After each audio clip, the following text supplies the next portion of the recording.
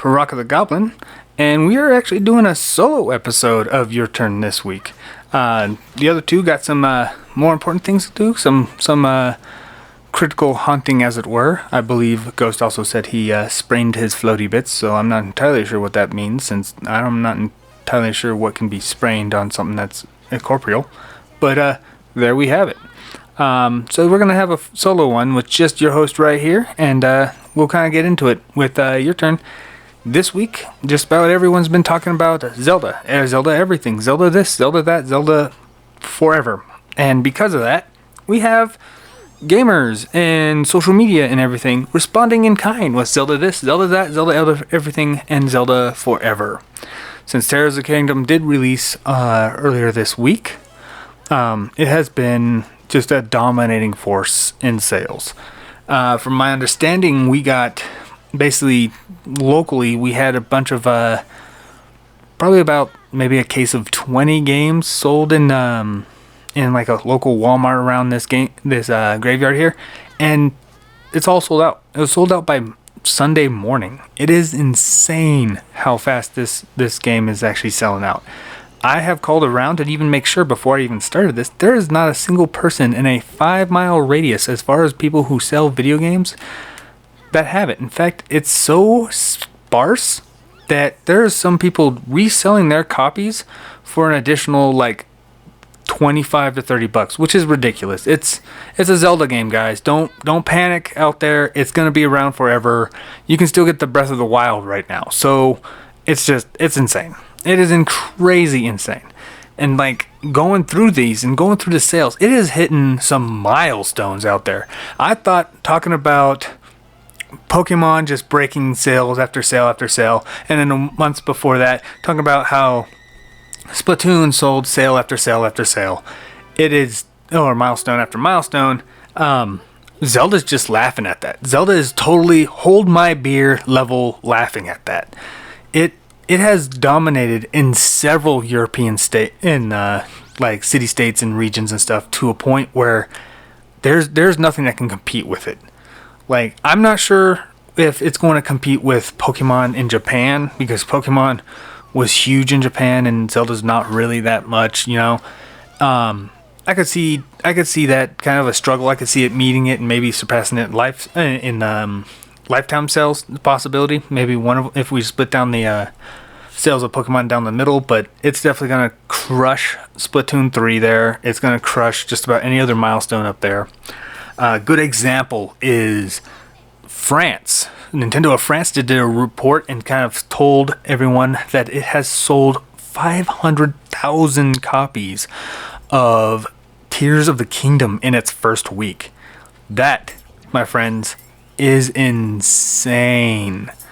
So, saying that and speaking to that, it's like, let's put it into perspective, right? In France, Scarlet and Violet sold an estimated 360,000. That's crazy. That is insane numbers for Zelda.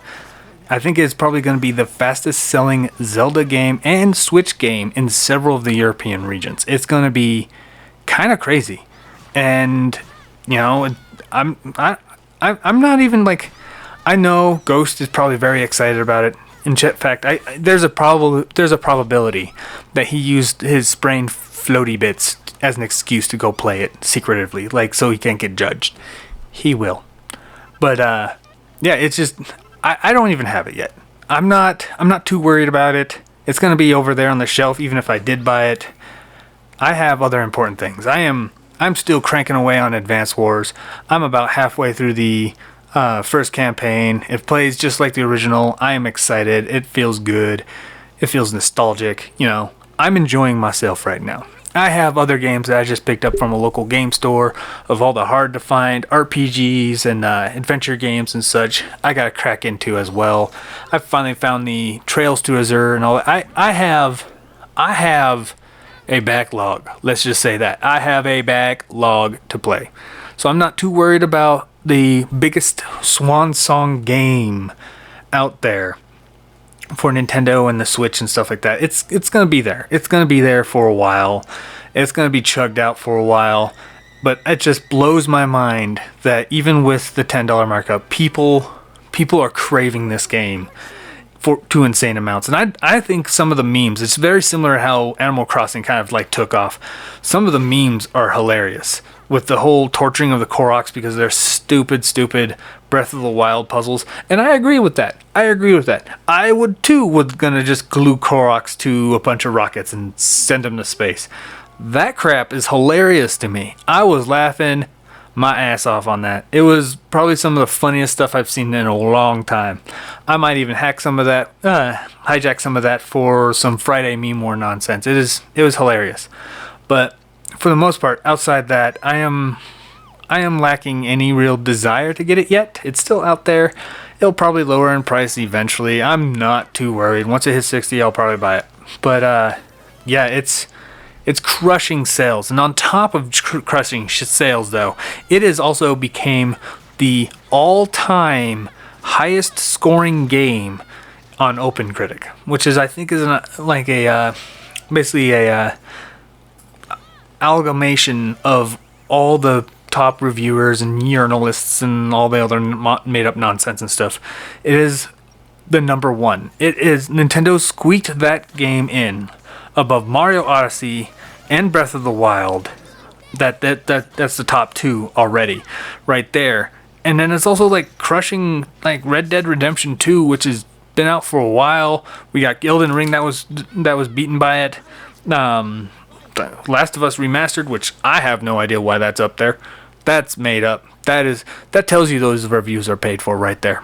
But yeah, it's just Persona 5, Hades, Elden Ring, God of War. Like it's a lot of high-ranking scores, and Legend of Zelda: Tears of the Kingdom has crushed them all supposedly.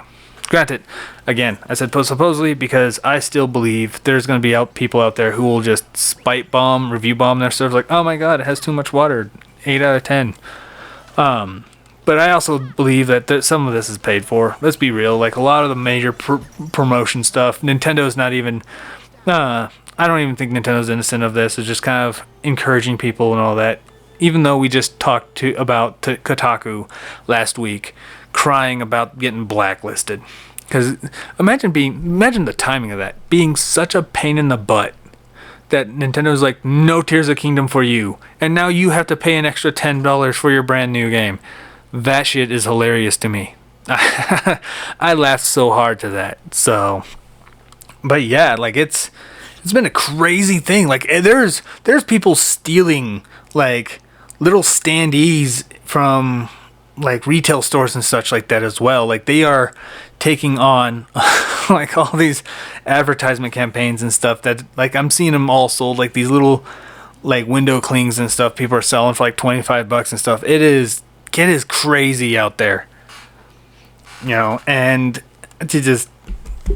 everyone's all about Zelda right now. It's kind of sad, but you know, I'm over here just kind of enjoying myself, playing some other odd games and such. But since I am the only one sharing all this, obviously it's going to be just me and sharing my opinions and all that. So if you like some of this type of stuff, if you want me to kind of do kind of like updates kind of like this as a solo section, just let us know. I would like to thank you all guys for, you know, hanging out, listening to me in this weird day. But I assure you that Ghost and Rusty will be back on the mics and back in the mausoleum recording as nothing ever happened. We're going to pretend this doesn't happen.